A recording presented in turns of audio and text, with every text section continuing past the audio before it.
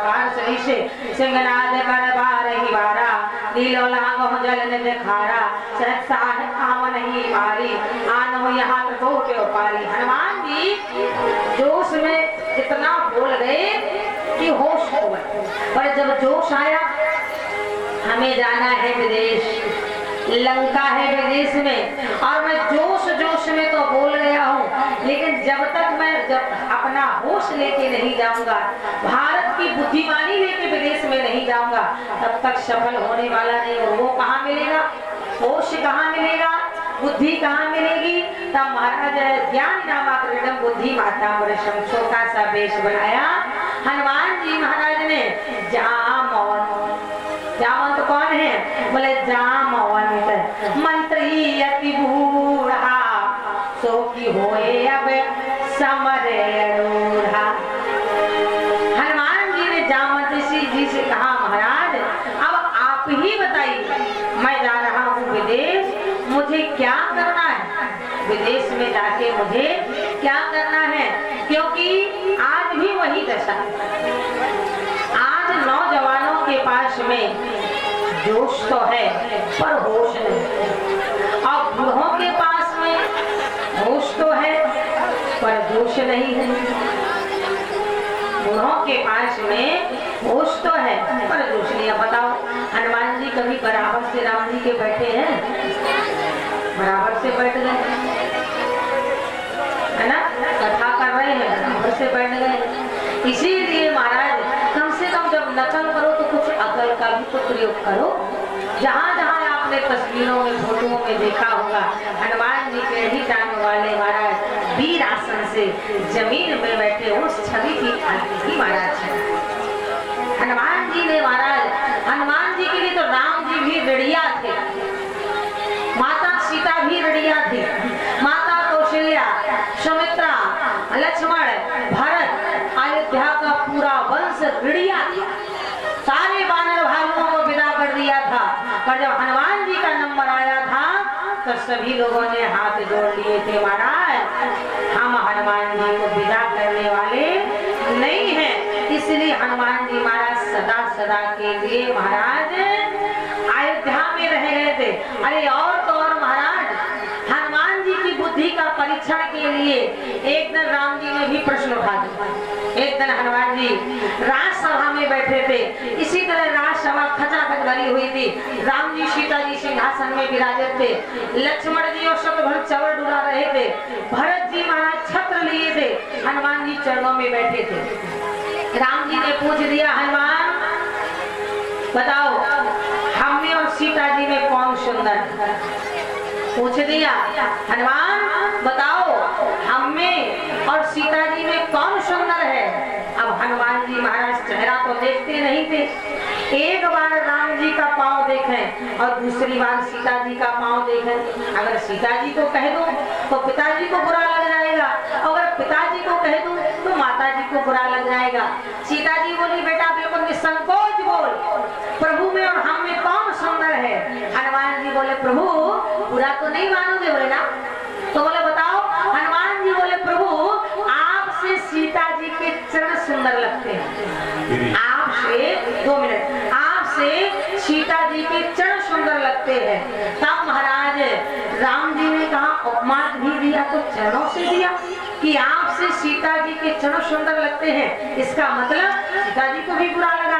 तब ज्ञान नामाकृत बुद्धिमान नाम परिश्रम, हनुमान जी ने कहा, प्रभु आपसे, समझो, आपसे सीता जी के चरण सुंदर लगते हैं। अगर आप हैं तभी तो सीता जी के पांव में माहौर लगा है, तभी तो सीता जी के पांव सुंदर लगते हैं। अगर आप हैं तभी तो सीता जी के पांव में बिछिया पायल है, तभी तो सीता जी के पांव सुंदर लगते हैं। सारी सभा में तालियां बजाई, क्योंकि हनुमान जी जैसा महाराज बुद्धिमान, ज्ञानवान, धैर्यवान कोई ना हुआ है ना होने वाला है। बोल हनुमान जी महाराज की जय। मैं परमादरणीय महाराज जी से निवेदन करूंगा कि यहाँ जो बरसाती कर बिछवाए थे हमारे मंच के बाईं ओर, तो कृपा करके यहाँ बिछवा दे तो ठीक रहेगा, क्योंकि अपार भीड़ यहाँ आ रही है और बिछाओं की व्यवस्था नहीं है। मैं 4-6 लोगों से चाहूंगा आप श्री राम यादव जी यहाँ पर विश्वास है, एक पन्नी बिछवाइए, अपना शीघ्रता करें। ये पन्नी बिछवाइए बगल में, तो भैया लोग जितने बैठे यहाँ बगल में आ जाए, क्योंकि बहुत पीछे महिलाएं खड़ी हैं। तो मैं चाहता हूँ कि व्यवस्था बंद करें और कुछ दान आया हुआ है। अभी यहाँ पर देख रहे हैं आप झांकी भगवान का दिव्य दरबार, उस पर 50 रुपया श्रीमान अरविंद सिंह गौतम जो पुलिस ड्राइवर है सूरत में, उनकी ओर से हमारे इन मर्यादा पुरुषोत्तम राम के चरणों में भेंट किए गए। भगवान इनका और परिवार कल्याण करें। ये 50 रुपया रामकरण सिंह खेंगर, 50 रुपया संतोष गुप्ता हलवाई, जिन्होंने रात वाली सेवा की है, यहाँ पर धन्यवाद ज्ञापित करता हूँ। 101 रुपया छोटे लाल विश्वकर्मा और 10 रुपया रमेश की माता जी के द्वारा, 111 रुपया रविकरण सिंह सिकलोड़ी, 50 रुपया राम मिलन जी शर्मा पड़ोसी हमारे अभिन्न मत है, एक बार हृदय से धन्यवाद और 51 रुपया श्याम पाल और 51 रुपया पुनः अरविंद सिंह गौतम पुलिस ड्राइवर सूरत निवासी, उन्होंने 51 रुपये का दान किया। 50 रुपया उन्होंने भगवान के श्री चरणों में झांकियों में भेंट किए हैं, कोट धन्यवाद है।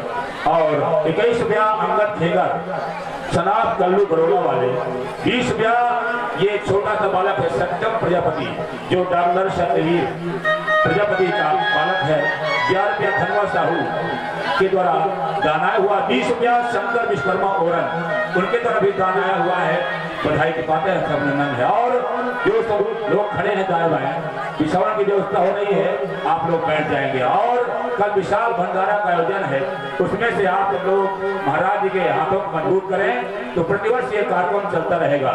इसके लिए बहुत बहुत धन्यवाद है। दानवीरों को होने से साधुवाद है। सुनिए कथा।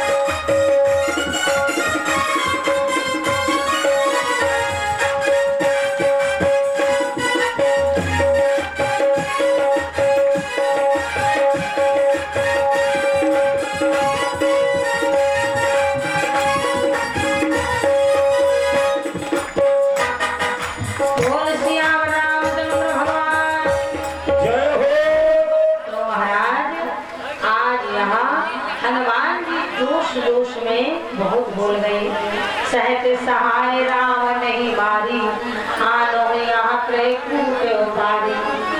पर जब होश आया, हम जा रहे हैं भारत से विदेश। जामवंत जी से पूछे महाराज क्या करें, और जो आज का मानव वही इसीलिए फेल हो गया। हनुमान जी महाराज जब विदेश गए भारत से, तो महाराज जामवंत जी से सलाह ली, और जब एक बूढ़े से, बुजुर्ग से, सियाने से सलाह ली जाती है तो महाराज कहीं भी फेल नहीं हो सकते। और अगर महाराज जोश में गए, घमंड में गए, अहंकार में गए, तो महाराज हमेशा फेल ही होते। एक बार ट्रेन में एक दादाजी सफर कर रहे थे। आज एक दादाजी ट्रेन में सफर कर रहे थे, पैसेंजर में थे महाराज। उसी में 3 लड़के भी पैसेंजर में जाकर उस डिब्बे में बैठ गए। अब लड़कों की जात शरारती होती है महाराज। जैसे ही डिब्बे में बैठे, ट्रेन देखा, एक बोलो खींच लो, दूसरा बोला खींच तो दिया जाएगा लेकिन जुर्माना पड़ेगा, जुर्माना देना पड़ेगा। तीसरा बोला कुछ नहीं, इस दादाजी का नाम लगा देना। दादाजी अकेले, वो 3। दादाजी ने कहा मैं खूब कहूँ कि मैंने चैन नहीं खींचा है, पर मेरी कौन सुनने वाला है। दादाजी चुप्पे सब सुनते रहे। एक बोला अगर दादाजी ना माने तो, दादाजी ना माने तो, बोले तो कुछ नहीं, मेरी जेब में 500 रुपए पड़े हैं, उसने भी गिन के डाल दिए। बोले तुम्हारी जेब में, मुझे 1000 रुपए, उसने भी गिन के डाल ली। तीसरे वाले बोले मेरे जेब में भी 1500 रुपए। तीनों ने खर खर कर कर कर गिन के डाले। दादाजी तक देखते रहे, सब मिला के 3000 रुपया। लड़कों की शरारती जात चैन खींच दिया, ट्रेन रुक गई। टीटी चेगियर वगैरह आ गए। जंजीर किसने खींचा? तीनों लड़के खड़े हो गए इस दादाजी। टीटी ने कहा खड़े हो जाओ दादाजी, आपने जंजीर क्यों खींचा? दादाजी खड़े हो गए, बुंदेलखंड के थे। दादाजी खड़े हो गए। दादाजी ने टीटी से पूछा बाबूजी एक बात ये बताओ, आखिरकार ये जंजीर होती किस लिए? जब आदमी होश से काम लेता है ना तो अच्छों को पछाड़ देता। आखिरकार ये जंजीर होती किस लिए? टीटी ने कहा आपातकाल समय हो, इमरजेंसी टाइम हो, तब के लिए होती है। दादाजी ने कहा बाबूजी इससे ज्यादा आपत्ति क्या हो? तीनों बच्चों ने मेरे रुपए निकाल लिए हैं और तीनों लड़के मुझे पकड़ के चलती हुई ट्रेन में फेंक रहे थे, तुमने जंजीर खींच दिया। टीटी ने कहा कोई प्रमाण, सबूत? बोले हाँ, मेरे बच्चों ने मुझे 3000 रुपये दिए थे कि जाओ चारों महाराज एक धाम की यात्रा करके आओ। तो 500 रुपया एक काली शर्ट वाले के पास में, 1000 रुपया वो व्हाइट शर्ट वाले के पास में है, और हमारा 1500 रुपया वो लाल पगड़ी वाले के पास में। तीनों लड़के रंगे हाथ पकड़े गए। टीटी ने उनके रुपए निकाल के दादाजी के हाथ में दिए। दादाजी ने मूछ में हाथ फेरा, बोले बच्चों ये बाल मैंने धूप में सफेद नहीं किए हैं, मैंने भी जमाना देखा था। मुझे हवालात क्योंकि हवा खिलाने जा रहे थे, जाओ तुम तीनों हवालात में रोटियां तोड़ो। अभी मैं एक धाम करने जा रहा था, मैं चारों धाम करके लौट। इसीलिए महाराज कहा जाता है कि चंदन की चैली भरी, शरीर से आदमी कितना बड़ा हो जाए, पैसे से कितना बड़ा हो जाए, पर महाराज अकल तो भगवान उसी को देता है जो महाराज अकल के लायक हो। किताबी ज्ञान तो संसार को हो सकता है, लेकिन सामाजिक ज्ञान कोई कोई को होता है। और जब सामाजिक ज्ञान आ जाए तो समझ लेना चाहिए कि जा पर कृपा राम का हुई, ता पर कृपा करें सब। इसीलिए महाराज हम कितने भी मोटे हो जाए पर मोटी बुद्धि रहेगी, पर कम से कम अकल होनी चाहिए, सामाजिक ज्ञान होना चाहिए, सामाजिक व्यवहार होना चाहिए, लेन देन अच्छा होना चाहिए, तभी समझना चाहिए कि सामाजिक गाढ़ा। इसलिए चंदन की चैली भरी, गायो भरो न था, ज्ञानी तो एक ही भलो,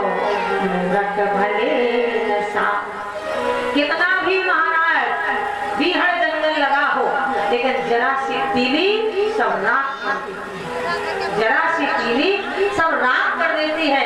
इसी तरह महाराज हमेशा समाज ज्ञान होना चाहिए, किताबी ज्ञान हो या ना हो, सामाजिक ज्ञान होना चाहिए, शीलता होना चाहिए, सज्जनता होना चाहिए, नम्रता होना चाहिए और झुकना भी चाहिए। झुकता वही है जो फलदार वृक्ष है। अभी हमने कहा था ना कि भलो भलाई पहल है लहन चाहिए, सुधा सराहे अमृता गरल सराहे।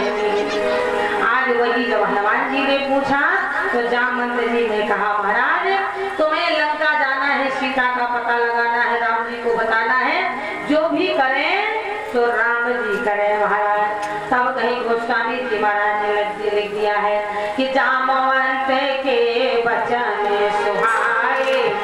अब सुंदरकांड प्रारंभ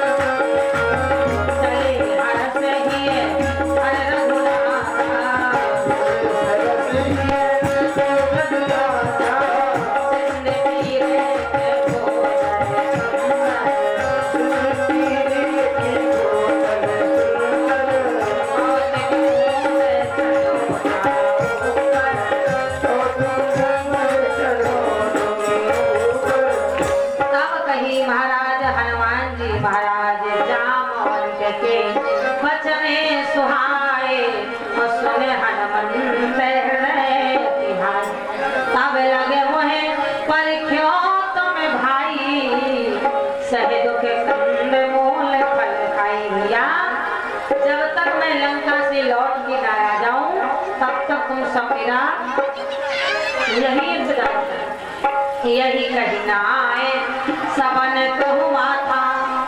हनुमान जी महाराज विदेश जा रहे हैं, एक नहीं सभी वानर भालुओं को यही कहना है सबन कहूँ माथा, चले हर्ष ही धर रघुनाथ।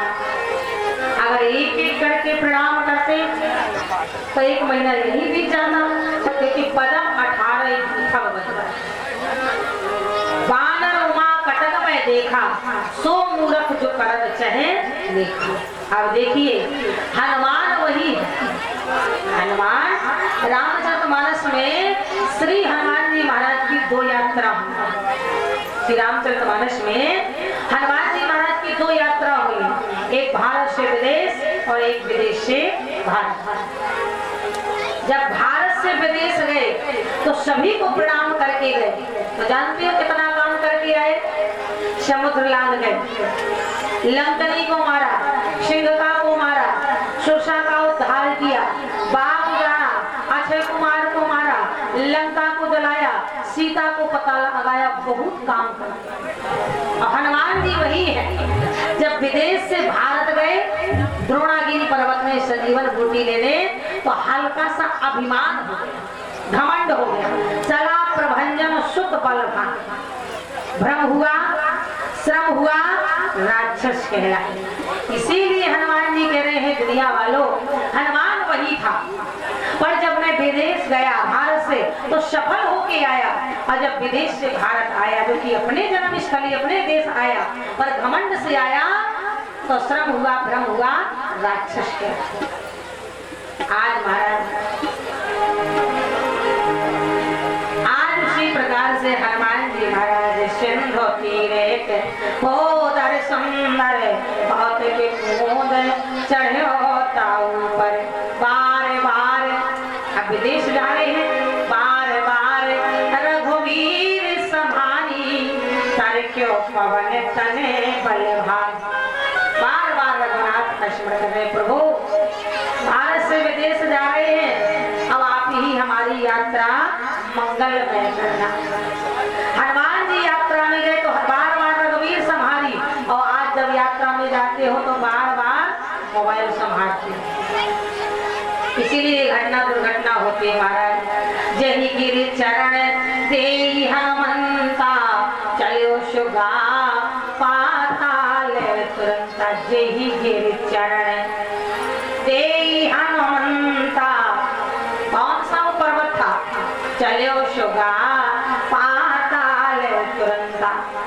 जेही नाम का एक पर्वत भी सिंधु तीर में रहता था, और जेही कौन था? ये पाताल लोक के राजा बलि का बेटा था। प्रहलाद का बेटा विरोचन, अब विरोचन के बेटा बलि, अब बलि का बेटा ये जेही। ये पर्वत बना क्यों पड़ा था? क्योंकि जिस समय महाराज बलि के यहाँ वामन भगवान गए भिक्षा लेने, वामन अंगुल का रूप बना के 3 पग पृथ्वी मांगी, और जब यहाँ शुक्राचार्य ने कह दिया कि ये बलि ये कोई ब्राह्मण नहीं है, छलिया है, 3 पग पृथ्वी नहीं तेरा सारा साम्राज्य मांग लेगा। पर बलि ने कहा महाराज मैं वचन दे चुका, मैं ऐसा वैसा नहीं हूँ, मैं प्रहलाद का नाती हूँ, उस वही प्रहलाद जिसने भगवान को नरसिंह रूप से प्रकट किया था। अब वचन दे दिया तो महाराज सम्राट तो सम्राट, मैं भी टिक जाऊं तो कोई महाराज चिंता है। पर वही है ना कि कोई लेत हाथों बलिदान दे रहा है, पर बलि के गुरु शुक्राचार्य जी महाराज को दुख हो रहा है, नहीं माने शुक्राचार्य। जैसे ही महाराज संकल्प होना था, कमंडल की टोटी में भौरा बन के घुस गए। बावन भगवान बोले वाह, चेला दान कर रहा है, और गुरु जी का